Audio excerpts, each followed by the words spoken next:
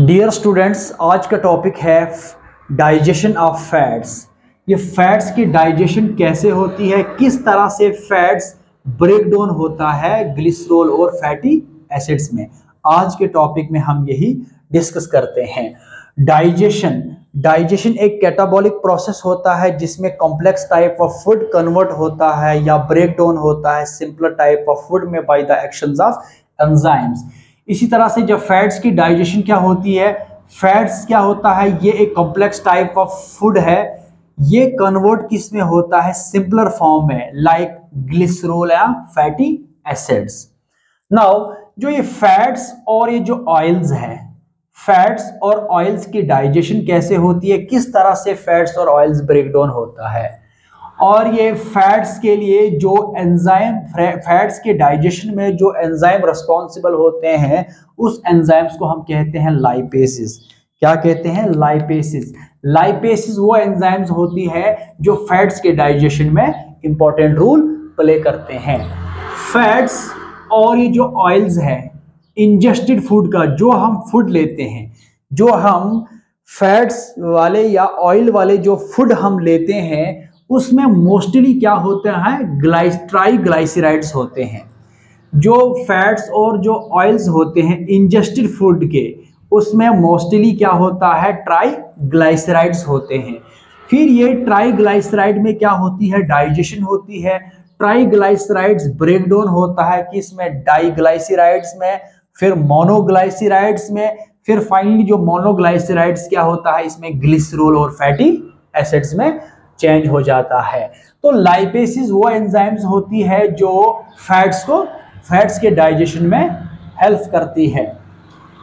First, अब हम ये स्टडी करते हैं फैट्स की डाइजेशन कहाँ से स्टार्ट होती है। देखिए, जो अगर फैट्स की डाइजेशन हम देखेंगे माउथ में, buccal cavity, human digestive system में जो बकल कैविटी होती है या ओरल कैविटी होता है, उसमें क्या होते हैं, सलाइवरी ग्लैंड्स होते हैं। और सलाइवरी ग्लैंड्स क्या सिक्रीट करते हैं, सलाइवरी अमाइलेज को। वो सलाइवरी अमाइलेज क्या करता है, वो कार्बोहाइड्रेट की फूड को डाइजेस्ट करता है, यानी कार्बोहाइड्रेट्स फूड को ब्रेक डाउन करता है।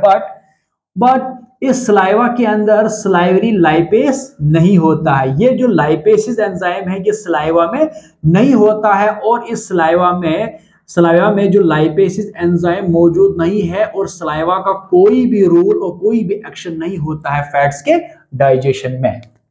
नाउ अब हम स्टोमक की बात करते हैं। स्टोमक में क्या होते हैं, गैस्ट्रिक ग्लैंड्स होते हैं। स्टोमक में क्या होते हैं, गैस्ट्रिक ग्लैंड्स होते हैं, और जो गैस्ट्रिक ग्लैंड्स है वो सिक्रीट करते हैं गैस्ट्रिक जूसेस को। वो क्या करते हैं, गैस्ट्रिक ग्लैंड सिक्रीट करते हैं गैस्ट्रिक जूसेस को, और गैस्ट्रिक जूसेस में क्या होते हैं, गैस्ट्रिक लाइपेसिस होते हैं। क्या होते हैं, गैस्ट्रिक लाइपेसिस होते हैं। और ये गैस्ट्रिक लाइपेसिस क्या करते हैं, ये फैट्स को ब्रेक डाउन करते हैं। क्या करते हैं, फैट्स के डाइजेशन में ये, फिर ये गैस्ट्रिक लाइपेस का इंपॉर्टेंट रोल रहता है। ये जो गैस्ट्रिक लाइपेसिस है ये कन्वर्ट करता है सम ऑफ फैट्स को, ये सम फैट्स को कन्वर्ट करता है किसमें, मोनोग्लाइसराइड्स में और फैटी एसिड्स में। स्टोमक में गैस्ट्रिक जूसेस होते हैं, उसमें गैस्ट्रिक लाइपेसिस होते हैं, और गैस्ट्रिक लाइपेसिस क्या करते हैं, ये फैट्स को कन्वर्ट करता है मोनोग्लाइसराइड्स में और फैटी एसिड्स में। नेक्स्ट हम नेक्स्ट स्टडी करते हैं कि digestion of fats in intestine. अब इंटेस्टाइन को अब हम डिस्कस करते हैं। तो इंटेस्टाइन के अंदर किस तरह से फैट्स की डाइजेशन होती है। तो इंटेस्टाइन में लिवर से सिक्रीट होता है बाइल, लिवर से सिक्रीट होता है बाइल, और ये बाइल कहाँ स्टोर होता है, गॉल ब्लैडर में। फिर ये गॉल ब्लैडर से जब कॉन्ट्रैक्ट होता है तो बाइल यहाँ से सिक्रीट होता है। ये बाइल कहाँ पे आ जाता है, इंटेस्टाइन में। तो इंटेस्टाइन में अब ये फैट्स और जो ऑयल है इसके साथ ये मिक्स हो जाता है बाइल, और बाइल का इंपॉर्टेंट रोल रहता है किसमें, इमल्सिफिकेशन प्रोसेस में। बाइल का इंपॉर्टेंट रोल रहता है कि इसमें इमल्सिफिकेशन प्रोसेस में। सबसे पहले फैट्स के डाइजेशन से पहले फैट्स का क्या होता है, इमल्सिफिकेशन होती है। क्या होती है, इमल्सिफिकेशन होती है। और ये इमल्सिफिकेशन क्या होता है, ये क्या प्रोसेस है, इमोल्सिफिकेशन एक ऐसा प्रोसेस होता है जो स्मॉल इंटेस्टाइन में होता है by the actions of bile which is secreted from liver. तो इमोल्सिफिकेशन एक ऐसा प्रोसेस होता है जिसमें जो लार्ज फैट ड्रॉपलेट्स होते हैं वो कन्वर्ट होते हैं किसमें, large number of small droplets में। समझ आई आपको कि इमोल्सिफिकेशन एक ऐसा प्रोसेस है जिसमें लार्ज फैट ड्रॉपलेट्स, जो लार्ज फैट के जो ड्रॉपलेट्स है वो large number of small droplets में ब्रेक डाउन होते हैं। और ये जो स्मॉल ड्रॉपलेट्स में जो ब्रेक डाउन हो गए हैं, ये स्मॉल ड्रॉपलेट्स होते हैं किसके, फैट्स के। ये प्रोवाइड करेंगे एक लार्ज सरफेस एरिया को, ये प्रोवाइड करेगा एक लार्ज सरफेस एरिया को किसके लिए, लाइपेसिस के लिए। फिर लाइपेसिस क्या करेगा, एक्शंस करेगा, फिर ये फाइनली जो है फैट्स को ब्रेक डाउन करेगा। तो इस तरह से इमल्सिफिकेशन होती है पहले फैट्स की, जिसमें लार्ज फैट ड्रॉपलेट्स किस में कन्वर्ट होता है, किस में ब्रेक डाउन होता है, स्मॉल ड्रॉपलेट्स में। और स्मॉल जो ड्रॉपलेट्स होते हैं ये एक प्रोवाइड करेगा लार्ज सरफेस एरिया को, किसके लिए, लाइपेसिस के लिए।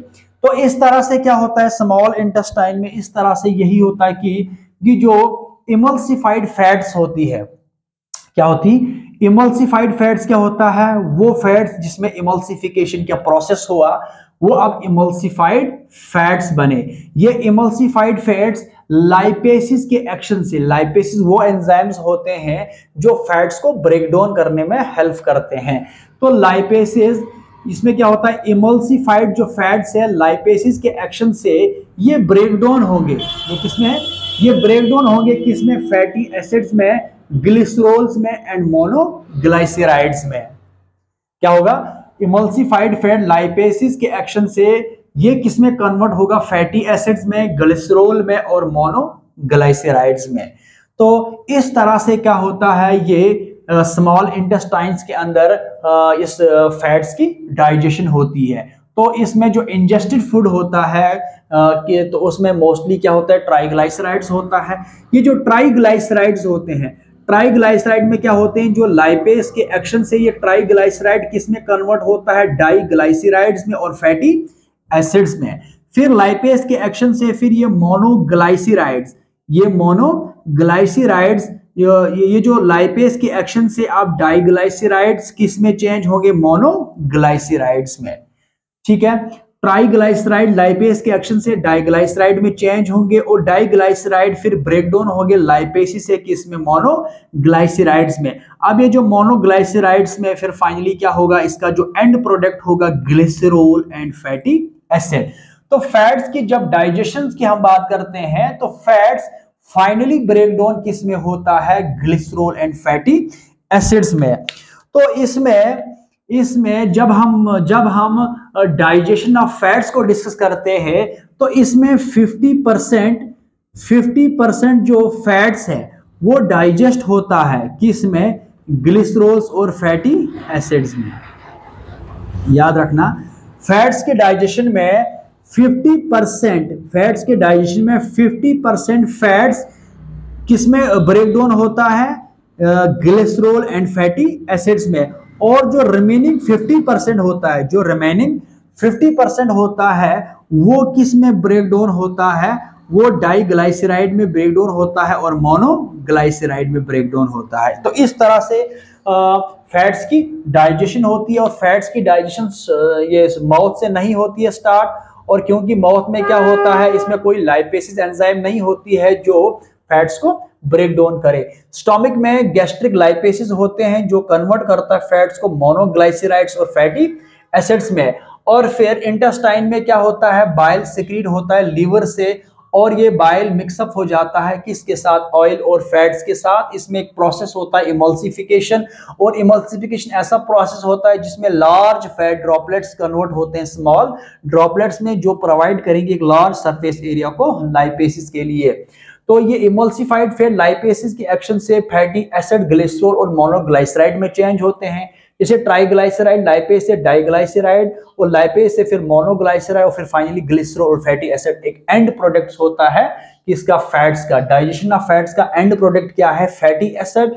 और 50% फैट्स की डाइजेशन किस में होती है, ग्लिसरॉल में और जो 50% जो फैट्स है ये ब्रेकडाउन होते हैं किसमें, ग्लिसरॉल और एमिनो ग्लिसरॉल और फैटी एसिड्स में, और जो रिमेनिंग 50% है वो किसमें जो है कन्वर्ट होते हैं, डाइग्लाइसराइड एंड मोनोग्लाइसराइड है। तो ये है digestion of fats. Thank you.